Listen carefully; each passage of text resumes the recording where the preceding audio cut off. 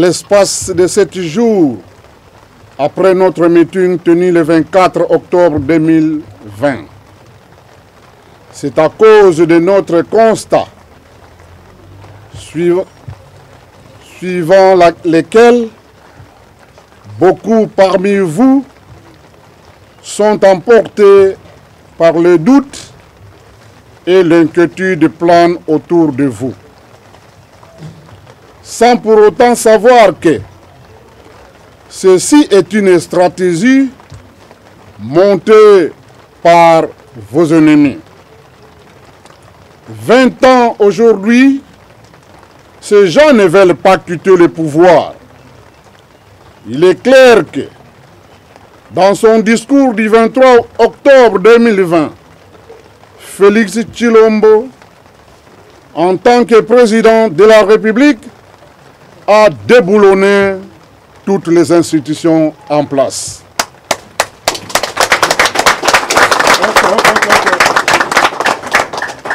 Conscient et ayant compris que tous sont envoyés au chômage, ces gens ont mis en place une stratégie. Ils utilisent la rue et les médias pour embrouiller la population afin de ne pas les laisser comprendre le fond et la réalité de ces discours et découvrir que les institutions en place n'existent plus.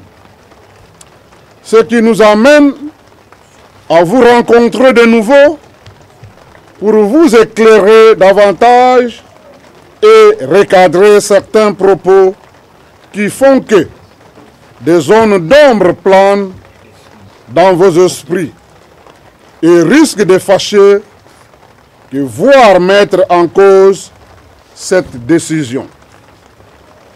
Chers compatriotes, s'il faut revenir au discours de Félix Tshilombo en tant que président de la République, il a fait voir et constater qu'il existe bel et bien un conflit au sein des institutions. Celui-ci a provoqué une crise entre l'institution président de la République et les autres institutions.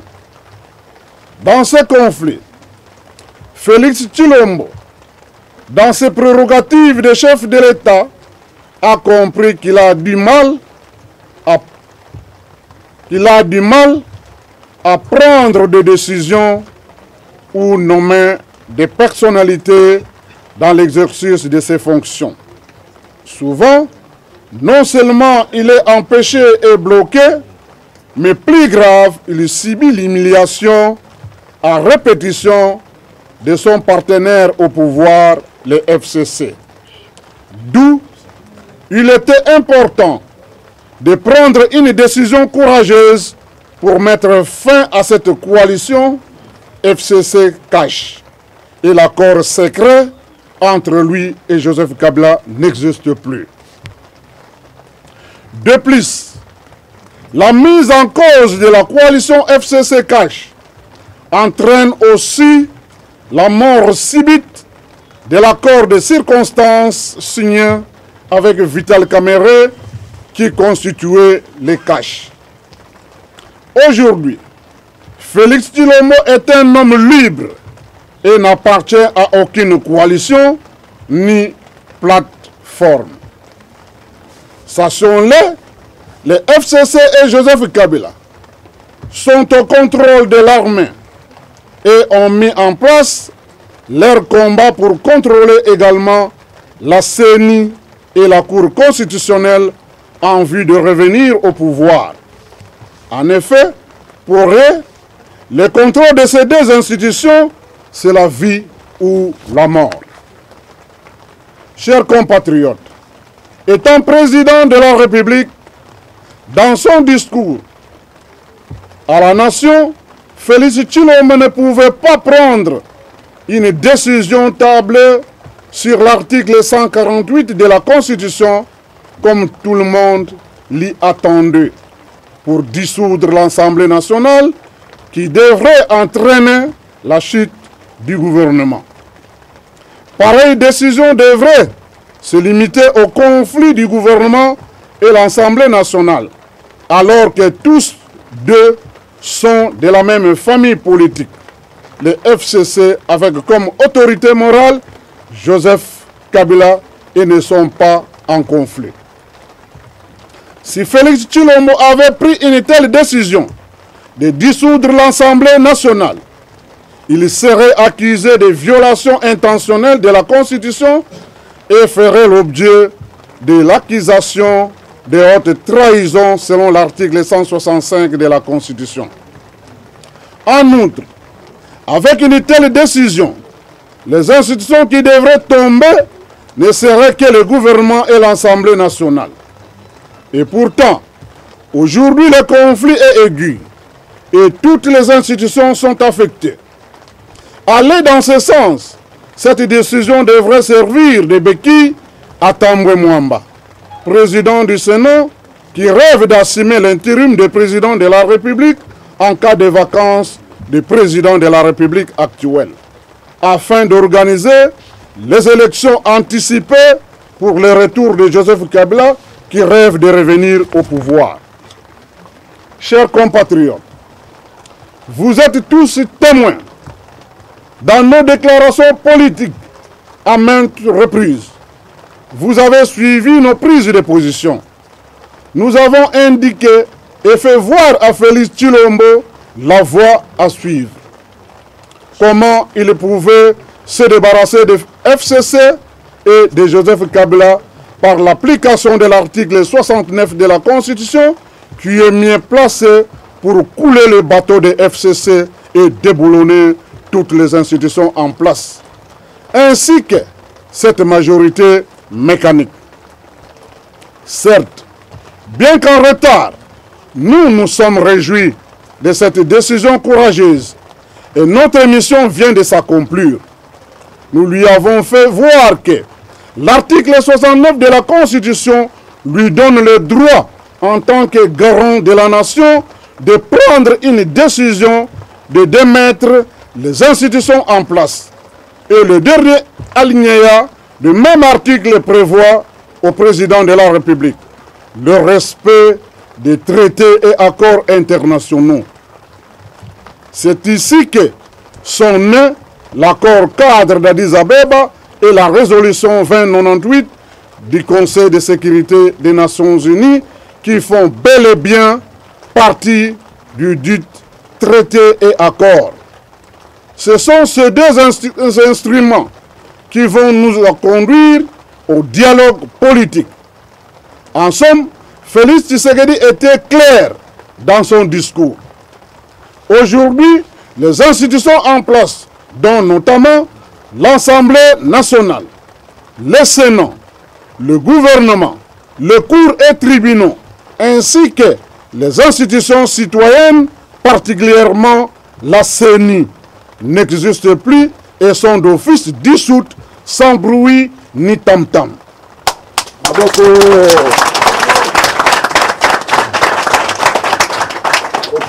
C'est la table rase de toutes les institutions. En attendant la mise en place de nouvelles institutions issues du dialogue politique, de l'accord cadre d'Addis Abeba et la résolution 2098 du Conseil de sécurité des Nations Unies, les institutions en place sont démissionnaires et sont en train d'expédier les affaires courantes. Étant dissoute, à l'heure actuelle, aucune institution n'a le monopole et le droit de prendre une décision.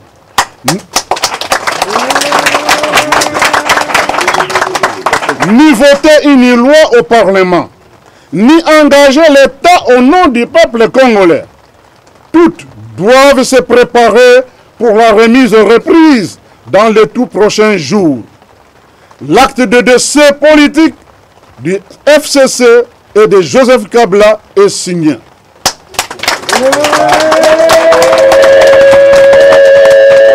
Tous appartiennent au passé. Le 23 octobre 2020 marque une date historique pour le peuple congolais. Le FCC et Joseph Kabila appartiennent désormais dans l'histoire. Par ailleurs, Ceux qui croient à la configuration de la majorité au Parlement rêvent pendant que le FCC est en train de réanimer sa majorité mécanique à Kingankati. Cependant, dans le contexte actuel, nous ne sommes plus là aujourd'hui. Nous sommes dans la logique des tables rases, d'une nouvelle ère de renouvellement de la classe politique dans toutes les institutions de l'État qui va passer au dialogue politique issu de l'accord cadre d'Addis Abeba.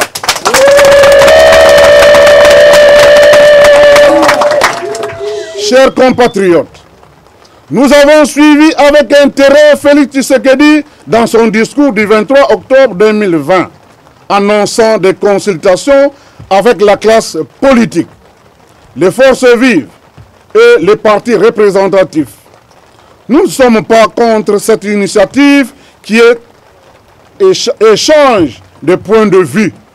Mais seulement, M. Félix Tshilombo doit savoir que nulle part dans la constitution de notre pays est prévu un autre dialogue en dehors de celui prévu par l'accord cadre d'Addis Abeba et la résolution 2098 du Conseil de sécurité des Nations Unies. Car ce dialogue est conforme à la Constitution à son article 215. Comme dit ci-haut, l'article 69 de la Constitution, dernier alinéa, demande au président de la République le respect des traités et accords internationaux. Et l'accord cadre en fait partie. Et donc, le gouvernement a même pris un acte d'engagement renouvelé. Sortir de cet accord cadre et de la résolution 2098, c'est mettre en cause la décision prise au cours de son discours prononcé le 23 octobre 2020 que nous avons salué. Cela sera une fatalité et une catastrophe pour Félix Tshilombo d'emprunter un autre chemin et une violation pure et simple de la Constitution qui va le conduire dans la boue. Il sera orphelin d'un partenaire crédible.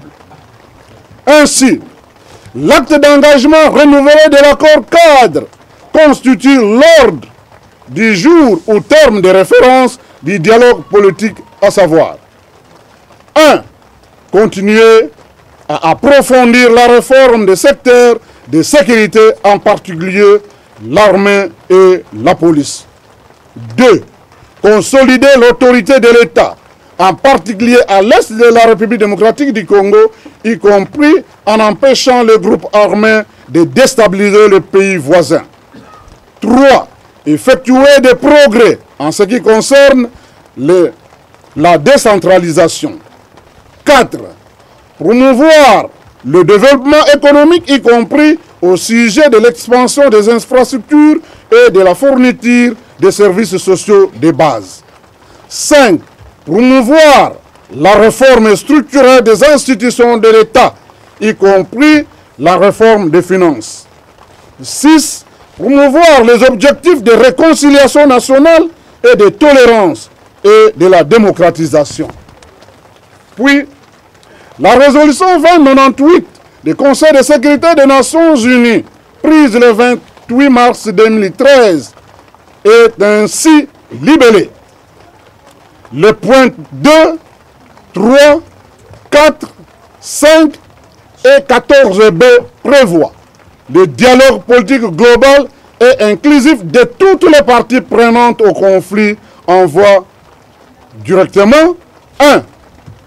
Les institutions en place ici des élections, que Félix Tshilombo, en tant que garant des institutions, est le chef de la délégation au dialogue politique. 2. L'opposition qui n'a pas participé aux élections et fait de l'accord cadre son cheval de bataille et le dialogue politique pour résoudre cette crise. Seul Norbert Louyeye, président de l'Union des Républicains, comme chef de file. 3. Nous avons les groupes armés congolais à l'est du pays et dans l'ex-Katanga sans oublier les M23 signataires de l'accord de Nairobi, y compris la délégation de notables de l'Est du pays.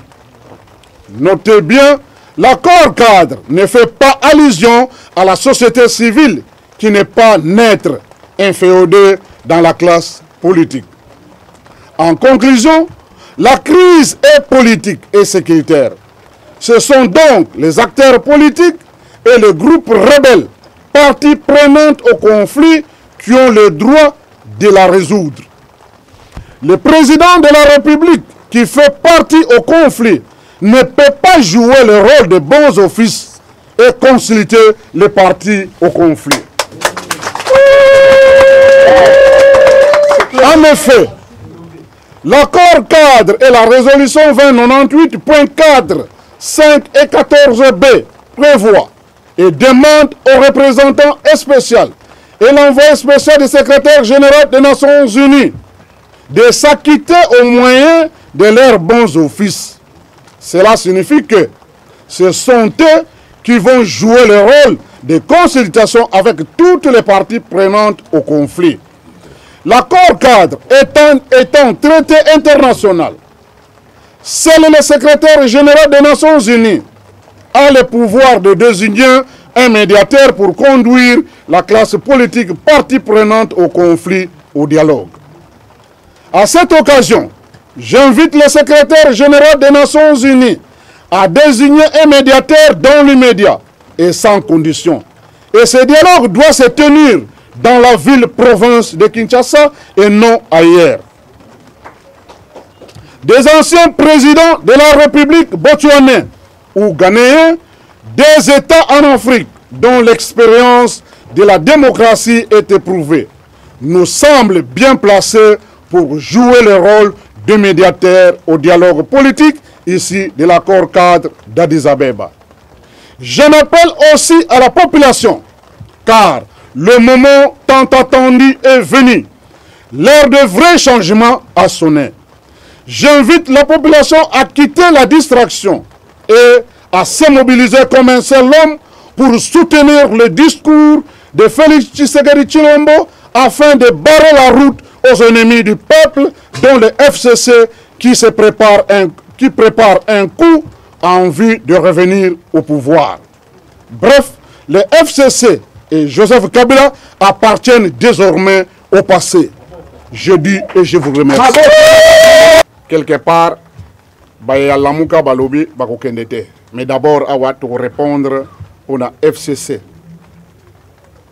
Awa, Union des Républicains, a l'obéli mingi l'application de l'accord cadre. Et Nakanisi, la décision prise par M. Félix Tshilombo comme président de la République, Azwaki Yango, Sokotangi, article 69 de la Constitution, et l'obéli Garon, menacé, il y a article wana dernier aligné, et l'obéli et Sengeli, le président de la République, a respecté les traités et les accords internationaux.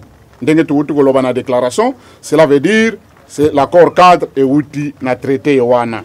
Et dernièrement, Toyoka qui était le président de la République, a Sanganaki na baninga na ye, le signataire de l'accord cadre, basalaki évaluation. Et évaluation na bango, conclusion, baloba qui était, et Sengeli, tokene na dialogue en tenant compte de l'application de l'accord cadre. Ce qui n'a pas siko na mutuna na yo que FCC bakokene na consultation te. Cela veut dire FCC balinge ba lobake to kokene na dialogue te. Mais ce qui ba boy kokene na dialogue ici de l'accord cadre. Ba bosani était signataire ya accord yowana. Otozali koloba accord cadre, c'était à cette période là, c'est Joseph Kabila. Mais pourquoi lelo akoboya kokene na dialogue? Moi je pense que Baboy kokende na dialogue moussous, mais dialogue de l'accord cadre FCC a la présent parce que Moukonji na bango oyo azalaki président de la République Joseph Kabila ndenge na uti koloba azali signataire ya accord wana bakoya na dialogue. C'est au dialogue que nous allons régler les problèmes du Congo. Na balabala te na manduki pete ndenge bango bazali ko préparer na mikolo koya batumba Kinshasa moto. et que ça la Congo ata muke yango na sengi population va se mobiliser comme un seul homme de soutenir discours ya mwana mboka Félix Tshisekedi pour être dialogue ici de l'accord cadre et ça la kimia na Congo et kota article moko na constitution et lobeli makambo ya dialogue et pardon o bato bazali ko interpréter te et lobeli pe consultation te mais ce n'est pas aussi mauvais. Ce qui y a à consulter. Consultation et c'est des échanges à point de vue des uns et des autres. Et après, vous tirez conclusion. Mais conclusion, on va tirer. Moi, je pense à Kobima, Nanzela, il y a application accord cadre. Donc, vous allez kokende, na application accord cadre, na dialogue ici de l'accord cadre, dengue na uti koloba, pote kimia et kota. Baye ba kokende na consultation. Même ngai, ce qui le roi lobi na ngai ke yaka na consultation na koboya te. Na komema document oyo oto sali déclaration lelo na kolakisa ye yango eloko nini toko kosala na makametali dialogue mais na kokene na document mususu te kaka oyo na wuti kotanga wa nde yango na kokene na yango cela veut dire toko partager toko discuter ngai na ye elongo et peut toko trouver un compromis mais compromis na yebisibino ezali déjà trouvé c'est l'application de l'accord cadre. La consultation ils ont constitué la préliminaire et l'accord cadre d'Addis Abeba.